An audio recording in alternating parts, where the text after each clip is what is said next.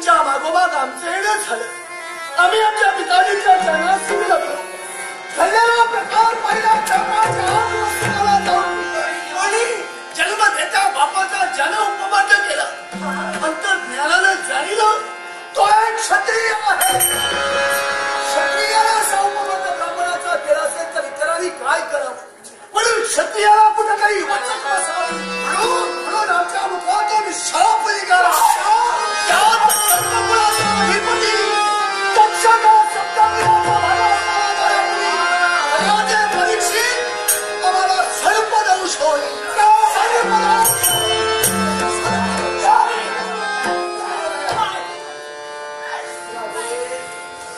जे घडलं ते कळत घडलं. पण आम्ही घडविलं ते बापाच्या स्वाभिमानासाठी घडविलं, स्वतःच्या मोठेपणासाठी नाही.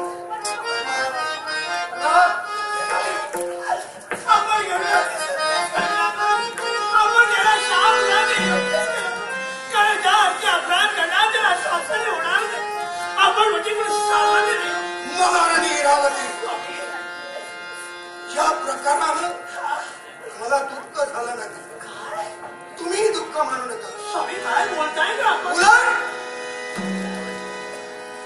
मला आनंद झालेला आणि माझी मनदेवता मला सांगते मला शाप पण जगाला ते वरदान ठरणार आहे.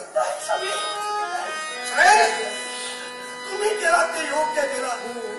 कारण देवा समान असणारे ब्राह्मण, त्या ब्राह्मणाचं रक्षण आणि त्याचा मान राखणं हे क्षत्रियाचं कर्तव्य होय. आणि त्या कर्तृत्वाला मी न जागता कोण कारणास्तव का असणार कारण बाजूला लावलंय. पण मी तुमच्या पितेचं एक प्रकारे धडधडीत नको त्या तऱ्हेनं अपमान केला. मग माशासारख्या उन्मत्त शास्त्रवंताला तुम्ही जे शासन केलं, ब्राह्मणाचा अपमान करणारा, ब्राह्मणाचा मान न राखणारा, माशासारखा उन्मत्त क्षत्रिय, त्या क्षत्रियाला तुम्ही जे शासन केलं ते योग्य शासन केलं. याबद्दल मी तुमचं एक वेळ नव्हे तर अनेक वेळा आभार मानतो. आपल्या मनाचा बोधीला माझं चित्र नजरेसमोर ठेवून जगात कुणी क्षत्रिय उन्मत्त होणार नाही, स्वैर वागणार नाही आणि सर्वश्रेष्ठ ज्यांना देवा समान मानलं जातं त्या ब्राह्मणाचा कुणी पामर्द करणार नाही. श्रेष्ठ तुम्ही केला ते योग्यच केला. घडलेला प्रकार तुला सूचित करणं आमचा आदेश होतं. माझ्या कृतीचं मला प्रायश्चित्त होऊ द्या. केवळ माझं आयुष्य फक्त इरावती 7 दिवसाचं राहिले. होय 7 दिवसाचं.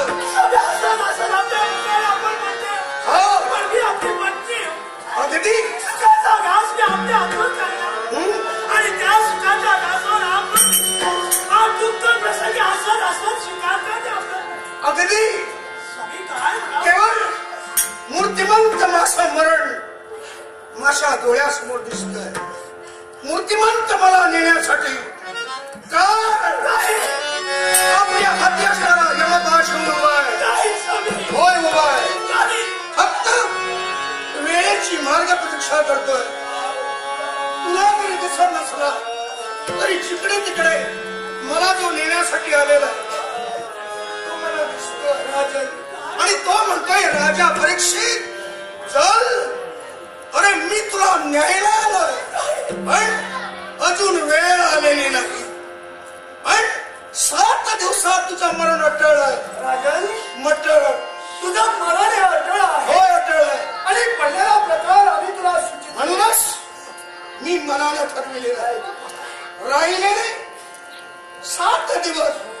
7 दिवसात कोणत्या दिवशी मला मरण येईल सांगता येणार नक्की. 7 दिवस राहिले म्हणून सांगता येणार नाही.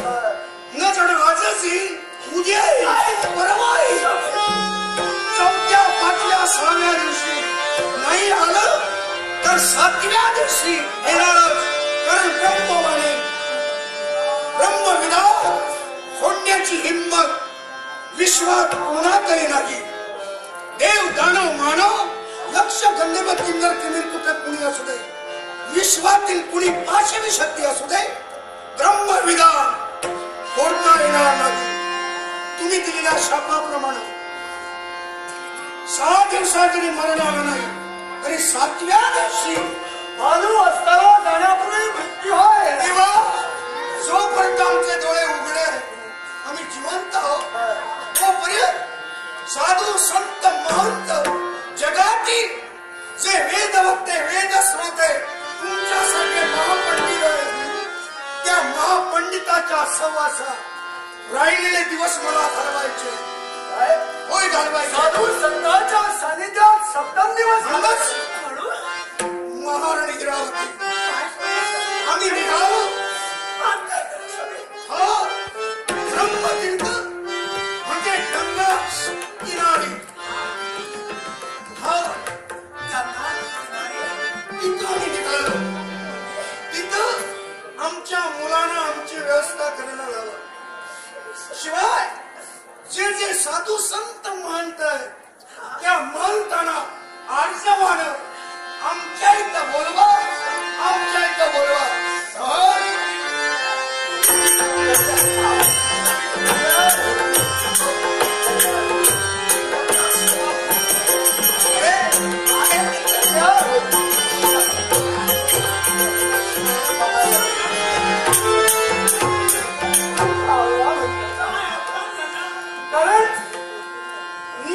नियम आणि काळाचा कायदा या विश्वात कोणत्याचा अधिकार नियतीने कुणालाही दिलेला नाही. आपण म्हणायचे सत्य, कारण तास करतानाच आनंद होतोय, कारण या विश्वाच्या बाजूवर जाण्याच्या अगोदर ते प्राण होणार आहे, म्हणून त्याला आनंद होतोय. कारण आतापर्यंत केलेल्या सत्कार्याचं जो काळ त्याला प्राप्त झाले, पण किती झाला तरी एक स्त्री आहे. पक्षाचे परमेश्वर माझ्या देवाची सेवा आतापर्यंत केली, पण माझ्या सगळ्या स्त्रीला दुष्कर आहे का होणार? पण पतीच्या मुखातील शब्द माझ्या पुत्रांसाठी गंगास्थळी जाऊन त्या ठिकाणी आपल्या कार्याची जय्यत तयारी तुम्ही गंगा तुम्ही तो परमेश्वर आपल्या विचारांचा परिपूर्ण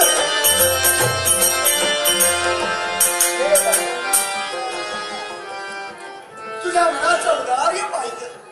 त्या विश्वाच्या बाजूला मृत्यूसारखं दुसरं सत्य नाही, पण ते सत्यही तू हसत हसत स्वीकारलास. हा शृंगी तुला धन्यवाद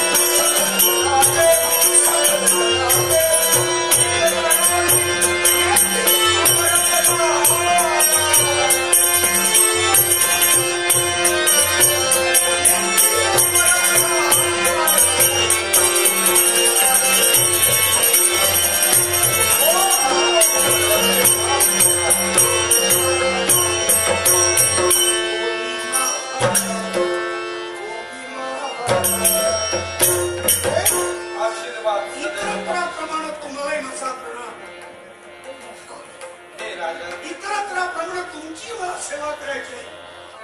परमेश्वराने दिलेली नजर त्या नजरेने मी हेरतोय. तुमच्या मला काहीतरी वेगळेपणा दिसतोय. आणि माझी मनदेवता मला सांगतोय तुम्ही सामान्य नव्हे, तुम्ही असामान्य आहात. सांगा काय आपल्याला. पण एक मात्र लक्षात ठेव, मी जो इथे आलोय तुझ्यासाठी नव्हे. मी माझ्या मनाने ध्यानधारणा धरली असते वेळी एकाएकी अद्भुत शक्तीने मला जाग आली. ध्यानाचं विसर्जन झालं आणि तळापाशी मी मार्गस्थ झाला. तो इथपर्यंत मी आलो. इतरत्र ते योगी आलेले आहेत, ते निमंत्रित म्हणून आलेले आहेत. योग्य आहे, पण आमचं निमंत्रण तुमच्यापर्यंत गेलं नाही आणि निमंत्रणाची आवश्यकताही नव्हती. आणि असं असताना तुमचं येणं कुणासाठी, एकाच गोष्टीसाठी, कुणासाठी. ज्याच्यावर संकट निर्माण झालंय आणि चारी दिशेला तो मार्ग शोधतोय की त्या संकटातून मुक्तता जर माझी कुणी करेल तर या विश्वात कुणीच नाही की काय, हा जो प्रश्न भेडसावत होता. याच्यासाठी तडप मी तुझ्यापर्यंत आलोय. तुझ्या सांगण्याबद्दल होईल. माझं नाव शुकमुनी. शुकमुनी. व्यासांचा पुत्र शुकमुनी. व्यासपुत्र शुकमुनी. राजन, माझी खात्री मी सांगू नये, परंतु ज्या माताच्या गर्भात 16 वर्ष पंख राहिला आणि बाबाच्या विनवणीला त्या परमेश्वराने विनवणी केली, त्याच वेळी माझा जन्म झाला. राजन, माझा ज्यावेळी जन्म झाला, या भूमीवरच्या 16 वर्षाचा असताना पाय लागले, त्याच वेळी प्रपंचाचा त्याग केला. मी दिशेने गेलो तो हिमालयाच्या ठिकाणी आणि ध्यान धरून हे वैराग्य प्राप्त केले मी. आणि तिथंच तुम्हाला जाण झाली. परमेश्वराने जाण करून दिली आणि त्या परमेश्वरानं तुम्हाला माझ्यापर्यंत पाठवलं. खरंय तुझं म्हणणं. मग राजा परीक्षित आपल्याला अनन्य भावे शरण आहे. केवळ माझ्यासाठी पाहिल्या माझ्या मुलाने एक स्तंभावर हे आगळं सणाने तुम्हा साधू संताशिवाय तिने मुंगाली नाही, सहजासहज त्यांच्यात प्रवेश करता येणार नाही अशी तजवीज केलेली आहे. आणि इथंच तुमच्यासारख्या साधू संतांच्या सहवासात माझं राहिलेलं मला आयुष्य घालवायचं. पण एक मात्र लक्षात ठेव, मनुष्याच्या अंगात शौर्य शक्ती सामर्थ्य असतं. कारण क्षात्रकुलातला जन्म झाला कारणानं जनतेचं संरक्षण करणं सुद्धा आद्य कर्तव्य आहे. पण तो संरक्षण करणारा आज वसुंधरेकडे निराश बदलणे पाहतोय, याच्यासाठी चिंता वाटते मला. अगदी खरं. आणि श्रेष्ठ, शेवटी मी माणूस आहे. माणसाचं मन शेवटी आशावादी असतं. आणि जीवनात आणि माणूस इतरत्र कुठला घाबरत नाही, घाबरतोय तो मरणाला. आणि तेच मरण मला भेडसावतंय. कारण 7 दिवसाच्या आत राजा परीक्षिताला मरण येणार आहे. तेव्हा सांगा म्हणतोय, केवळ माझ्या मनातील काळने दूर व्हावी आणि कुठेतरी दिव्य मार्ग मला सापडावा. म्हणूनच मी तुम्हाला विनवणी करतोय. खरंय तुझं म्हणणं. केवळ मी तुम्हाला विनवणी करतोय आणि केवळ माझी समस्या तुमच्या समोर मांडतोय. श्रवण येऊ नकोस. हे माझा अंत कर्तव्य आहे आणि कोणतरी शक्तीने तुझ्यापर्यंत मला पाठवले, अर्थात मार्ग दाखवणे माझा अंत कर्तव्य. पण एक मात्र लक्षात ठेव, मनुष्याला 2 गोष्टी कायमस्वरूपी सतावत असतात. एक चिंता आणि मेल्यानंतर चिंता. आणि याच्यातच माणूस संपूर्ण आयुष्य संपवितो. आणि आजचा तुझ्यावर प्रसंग निर्माण झालाय, तो 7 दिवसाचा भाग असताना जाण्यापूर्वी तुला मरण दिसते. म्हणूनच तुमच्याकडून मला ऐकायचंय, तो माणूस म्हणून जन्माला माणसाचं हितभूत कर्तव्य कोणतं? धनाचा धनवान असतो, मनाचा मान कर्तव्य असतो. एवढी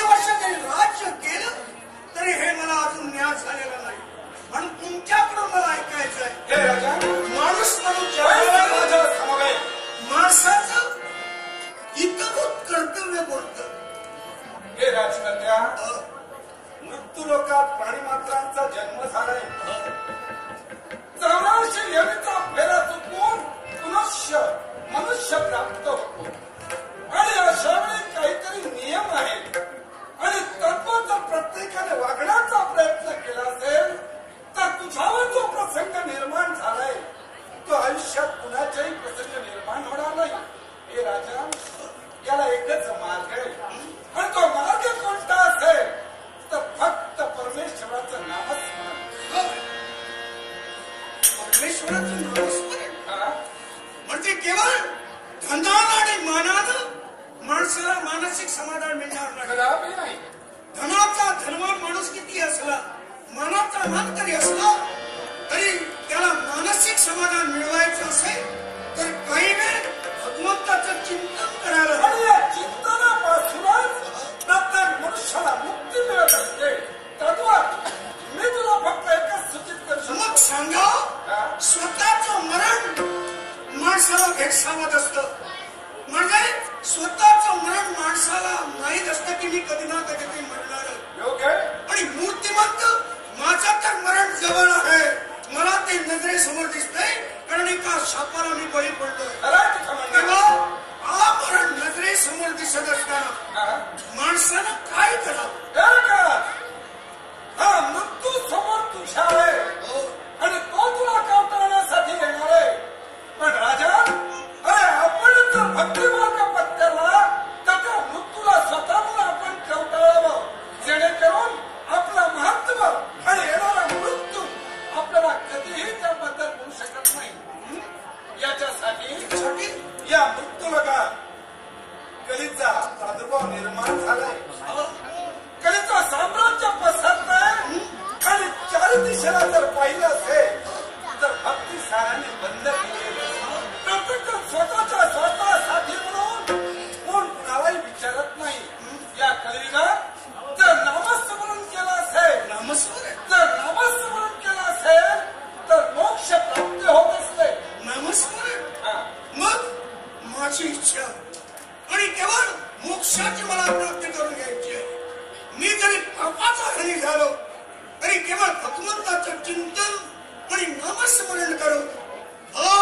माझ्यासाठी मोक्षाचा मार्ग खुला आहे की बंद आहे हे मला पाहायचंय. तेव्हा सांगा कोणत्या तऱ्हेनं काय मी नामस्मरण करा. पण राजा मी तुला आजचं नामस्मरण करायला सांगणार आहे. हे साधं सुद्धा नव्हे. कदाचित उच्चारानं तुला वाटत असेल हा सरळ मार्ग आहे म्हणून. पण सत्य जाणण्यासाठी आणि सत्याचा मार्ग हा कठीण असतो आणि तो पार करण्याचा प्रयत्न कुणी मनुष्य प्राणी करत नसतो. कारण त्याच्या मागे लढणारा तो त्याचा स्वार्थ. कारण केव्हा त्यामुळे लवकरात लवकर धनप्राप्ती होते याच्याकडे प्रत्येकाचे लक्ष लागलेलं असतात. आज तू धनदैवात सर्व तुझ्या पाहिजे परंतु परमेश्वराचा पूर्ण आशीर्वाद पाठीची नसल्या कारणानं आज तुला हे दुःख भेडसावतंय. पण लक्षात ठेव मनुष्य ज्यावेळी मरणाच्या द्वारावर उभा असतो आयुष्यभर त्यानं परमेश्वराचं चिंतन जरी केलं असेल तरी मरण ज्यावेळी त्याच्या समोर येऊन उभं राहतं त्यावेळी तो जे चिंते तेच त्याला पुढच्या जन्मी भोगावं लागतं. याचा अर्थच नाही असेल. भक्ती केल्याशिवाय दैविक पाठबळ मिळत नाही आणि केवळ आमच्याकडून भक्ती घडली नाही देवाचं नामस्मरण घडलं नाही म्हणून ही वेळ आमच्या जीवनात आली. अरे परमेश्वराचं भजन चिंतन जरी केलं नसलं तरी जनसेवा करणं हे सुद्धा भक्तीच आहे. हे सुद्धा सेवाच असल्या कारणानं तू त्याच्यात तरलायस. परंतु आज मृत्यू समोर असल्या कारणानं तुझ्या मनात जे भगवंत विचार वावरत आहे ते पुढच्या जन्मी तुला येऊ नये याच्यासाठी मी मार्ग दाखवायला आलोय. ठीक आहे, तो मार्ग किती खडतर मी तो भ्रमण करेन. मी मनाची तयारी केली. मी तुला एक गोष्ट सांगतोय. याच्यातून मुक्ती कशी मिळावी आणि पूर्वी मुक्ती कशी घेतली गेली हे प्रत्यक्षाने आहे. म्हणजे तेणेकडून माझ्या अधीर मनाला धीर येईल आणि माझी खात्री होईल. पण तुझ्या राज्याच्या ठिकाणी जनसमुदाय जो आहे त्यांची सुद्धा इच्छा आहे की मी काहीतरी सांगावा आणि या मृत्यूलोकात कलियुगात काहीतरी मार्ग सापडावा म्हणून आज आपण तू तुझ्या संरक्षणासाठी म्हणून एका स्तंभावर ते निर्माण केले त्या ठिकाणी आपण आहोत.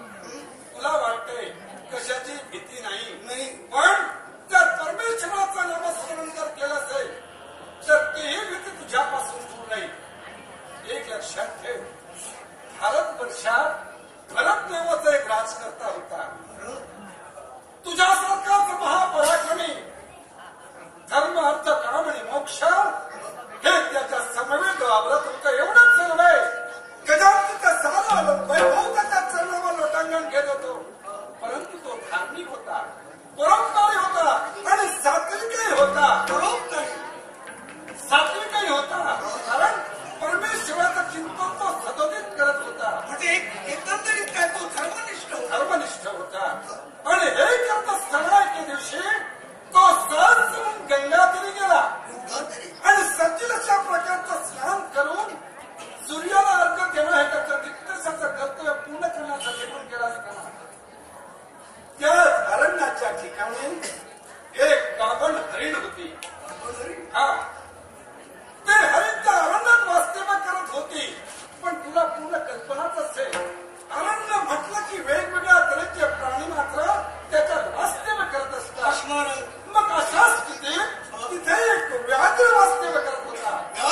हा, मग त्याने त्या हरणीला पाहिलं. हरणीला पाहता क्षणी त्याने डकाळून फोडली. एवढं ती गाभण असणारी हरीण सैरावैरा पडू लागली. कारण ती घाबरली होती. त्या व्याघ्राने आपल्याला पकडलं असेल, भक्ष्य म्हणून भक्ष्य म्हणून पकडलं असेल तर ज्या स्थितीत तुम्ही वास्तव्य करताय, मग माझा पुत्र असो ना तर कन्याही असू दे, तिच्या मनात आलं की त्याचं संरक्षण करावं. आपल्या उदरात असणारं संतान त्याचं काय? त्या संतान स्त्री लावायला त्यासाठी सैरावाला पडत असताना तो भरतच्या ठिकाणी नदीत वास्तव्य करत होता. तो अर्घ देण्यासाठी म्हणून त्याने हात पुढे केले. एवढ्या ती हरिण त्याच्यावरून उडीवर पहिले ती जाणार होती. एवढा तिच्या उदरी वावरणारे ते पाडस त्याच्या हाती पडलं. त्या भरताने काय करावं? ते पाडस आपल्या राज्यापर्यंत तो घेऊन आला. आल्यानंतर त्याला लहानाचा मोठा केला. शेवटी एवढं करून ज्यावेळी त्याचं वय होत गेलं, तो राजकर्ता रुद्रदेवाच्या ठिकाणी जाऊ लागला.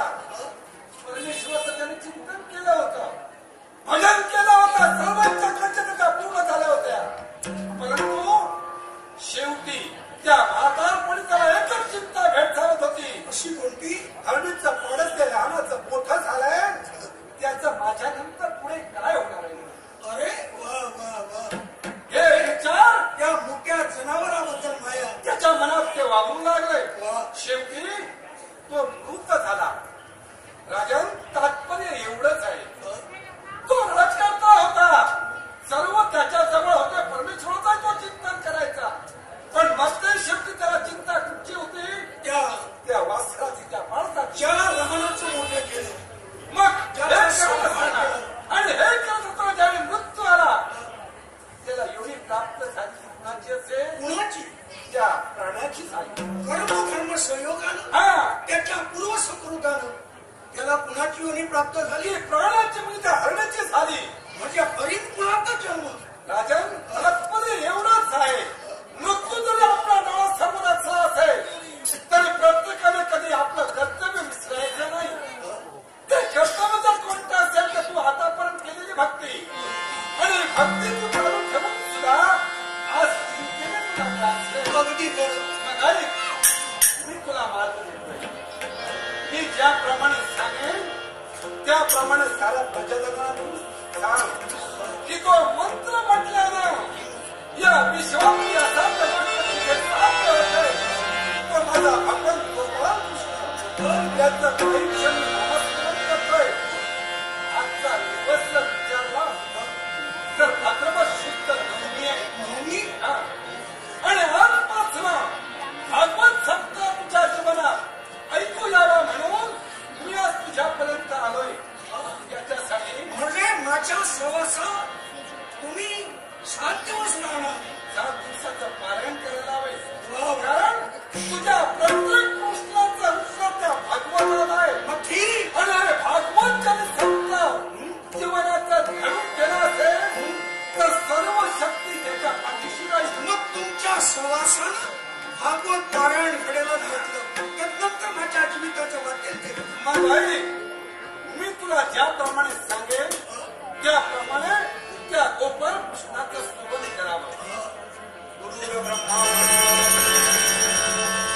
गुरुदेव महेश्वरा गुरुर साक्षात परब्रह्म तस्मै श्री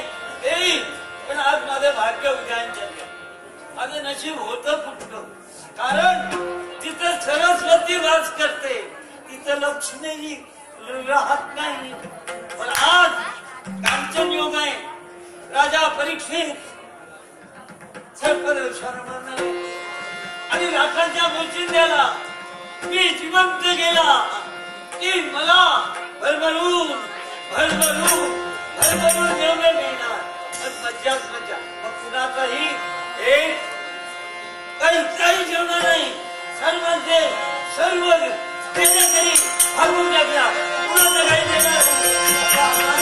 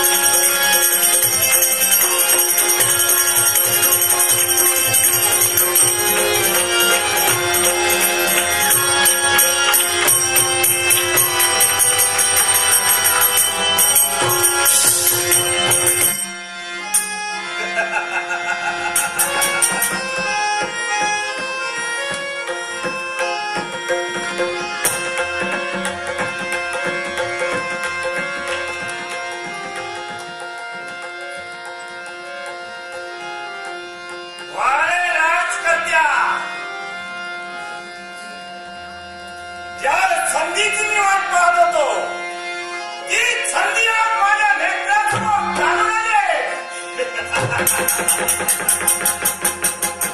हा तक्षक सर्प आज आग्र्याच्या स्वरूपात प्रकट झालेला आहे. मी गेलेली त्यावेळी किती प्रतिज्ञा खांड्या वनाला त्या पंच पांडवांच्या त्या अर्जुनानं चारी बाजूला अवनीनं वेष्टीत केलं. त्याच वेळी माझं सारं कुटुंब कित्येक सर्पनाथ त्या अग्नीच्या भक्षस्थानी गेली. त्याच वेळी मनामध्ये निश्चय केला की पांडवांना जगत सौख्यापासून नष्ट करेन, किंबहुना त्यांच्या वंशातील कुणाला तरी कायमचं संपल्याशिवाय राहणार नाही. आणि तीच संधी आज चालून आली मला. राजकर्ता राजा परीक्षित याला दंश करण्याची संधी माझ्या जीवनात प्राप्त झाली. ब्राह्मणांच्या मुखातून निघालेली ती शापवाणी आणि तीच शापवाणी याला सत्यात उतरवायची आहे. याच्यासाठी या अरण्याच्या मार्गानं हस्तिनापुराच्या दिशेनं हा तक्षक सर्प निघाला आहे.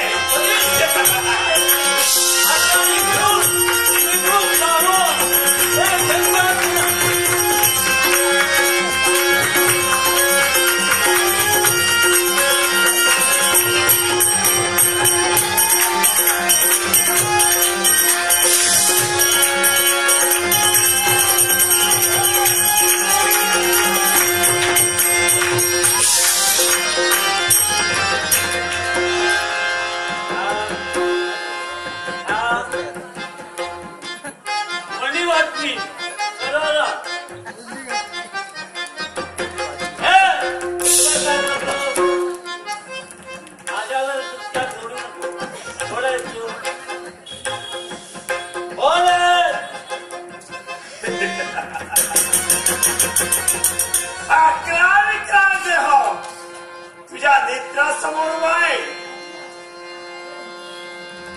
हे बघ कोण आहे म्हणून मी विचारलं, कारण तुझ्यासारखी जनावरं माझ्या हातचं बळ आहे. मी खेळणे म्हणून त्यांचा वापर करतो, तेव्हा मला घाबरवू नको. मी भिण्यात नव्हे, मला तू तसा ओळखत नाही. मी पुरून उरलेला आहे. असा हात घाली शक्तीला धरी आणि सारा फेकून देईल. पण सरपंचाला प्राणी फोडायचं. सर्पकुळात माझा जन्म झालेला आहे हे समजलं कोणत्या पण मला सांग, या घडणाऱ्या अरण्यातून मी मार्गक्रमण करतोय. पण या अरण्याच्या ठिकाणी तू कोण, कुठून आलायस? मी गरजवंत आहे. मी गरजवंत आहे आणि माझी गरज निभावून न्यायला पाहिजे म्हणून मी फिरतोय.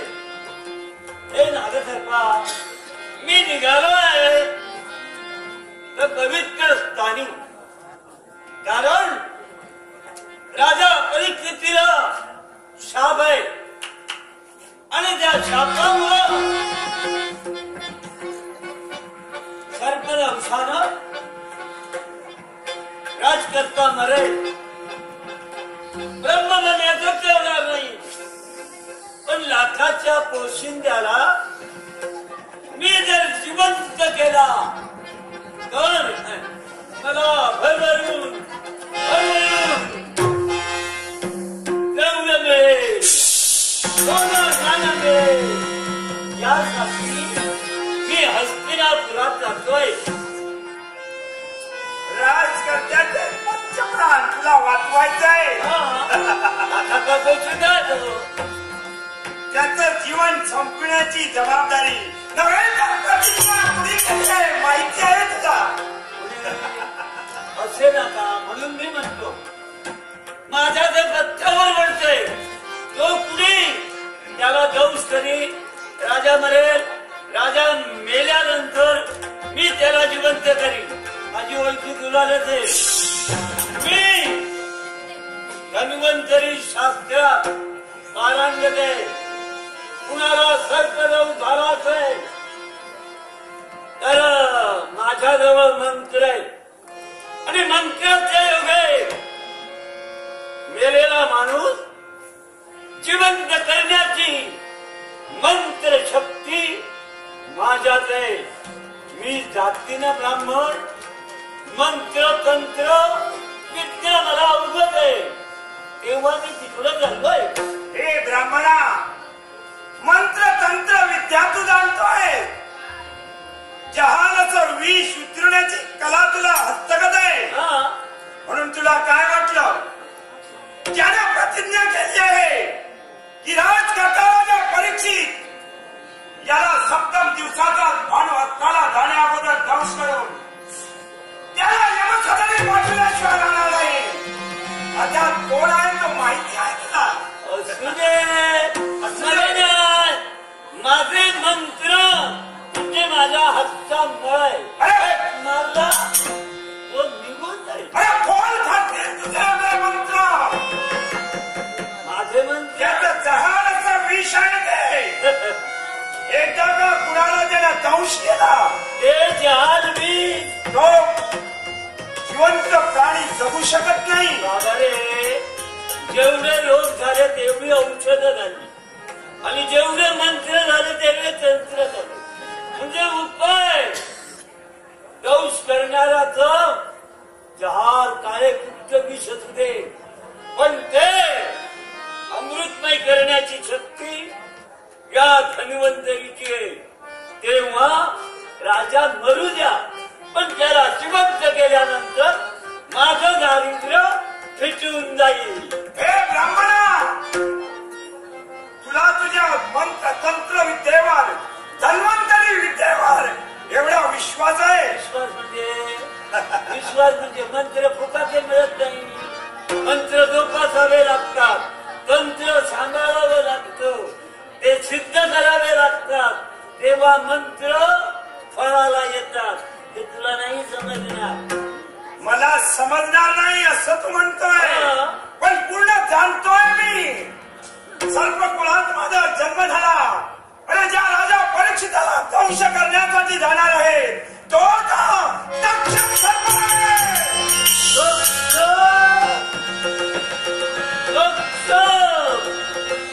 माझा घरला दक्ष पुढे जाण्यापूर्वी एकच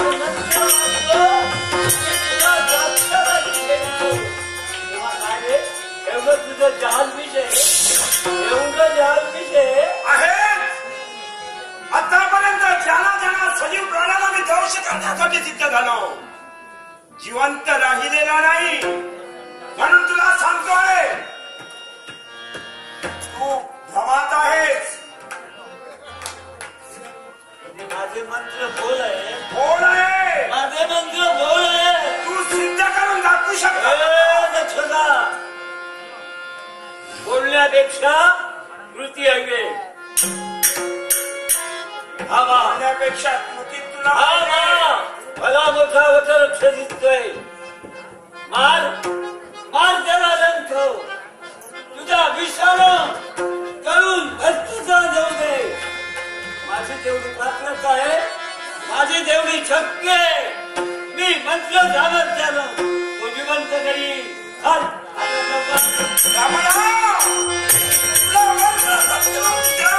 विश्वास आहे मग लक्षात घ्या या जाऊ शकत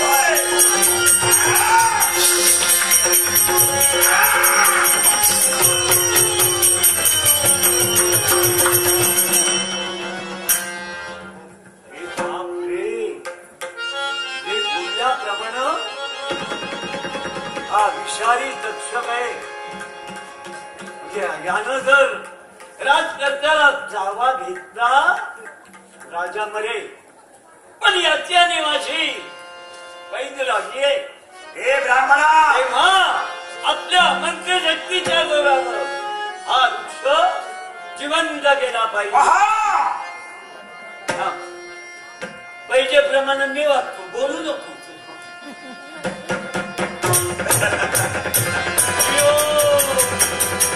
अरे ब्राह्मणा, काय वाटलं वृक्षाला अन्नाचे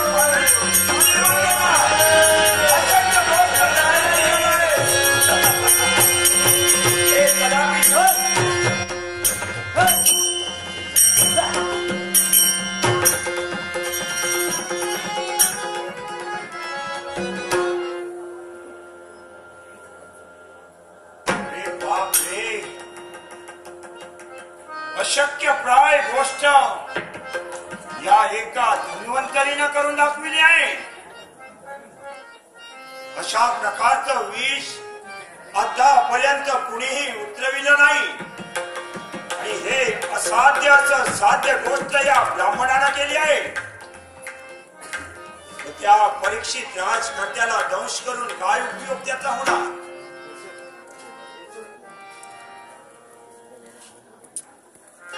मी जरी राजकर्त्याला दंश केला, हा आपल्या मंत्र तंत्र विद्येने त्याला निश्चितच जिवंत करणार याच्यासाठी असंच केलं पाहिजे. ब्राह्मण हो, मी पैस करी गेली आहे.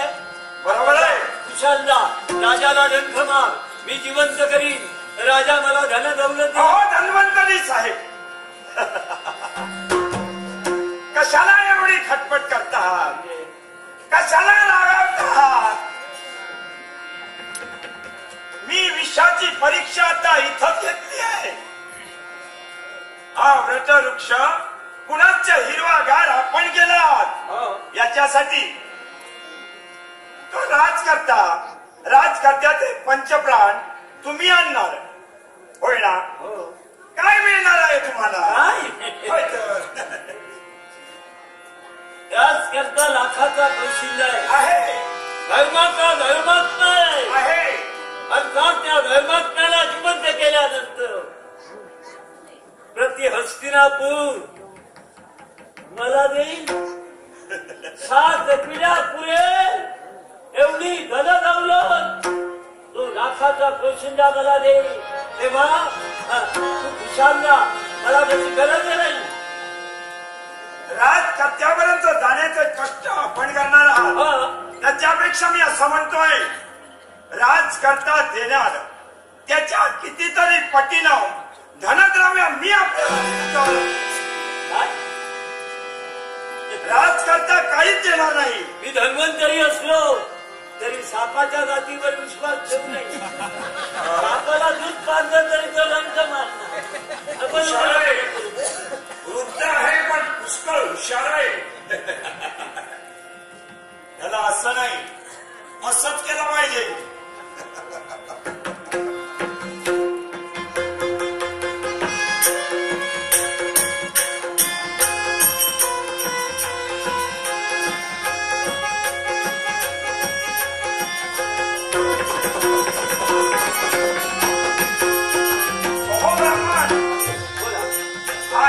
मोत्यांचा कंठ आहे.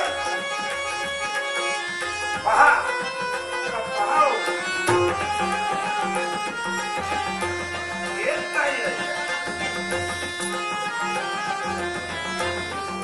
असू दे, त्याच्याही पेक्षा तुला देतो.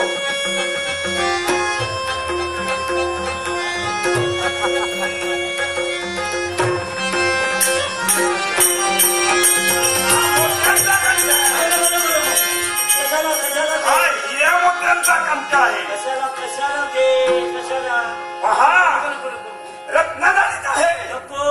हो घ्या म्हणतोय. हो आतापर्यंत दारिद्र्यामध्ये खितपत पडला होता, पण दुःख दारिद्र्य तुमचं दूर करणार आहे मी. हे आता एवढं आहे. मार्गात माझ्या समवेत चला. याच्यापेक्षाही आपण बोलता बोलता मध्येच काहीतरी बोलला. हे जळवून घेऊन तुम्ही माघारी चला. नपेक्षा धर्म नियमाला बंधनी बाधा येईल या आपल्या म्हणण्याचा अर्थ.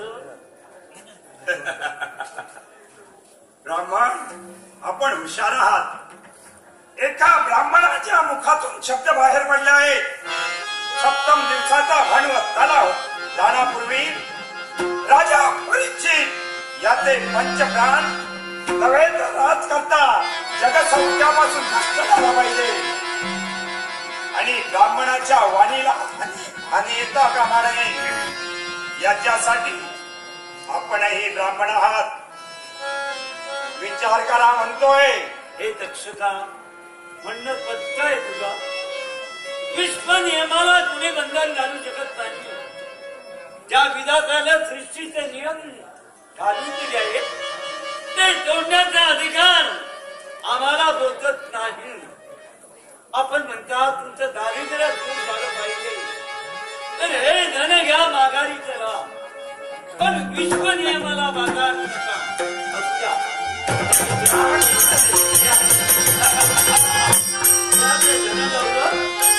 चला निघालो माझ्या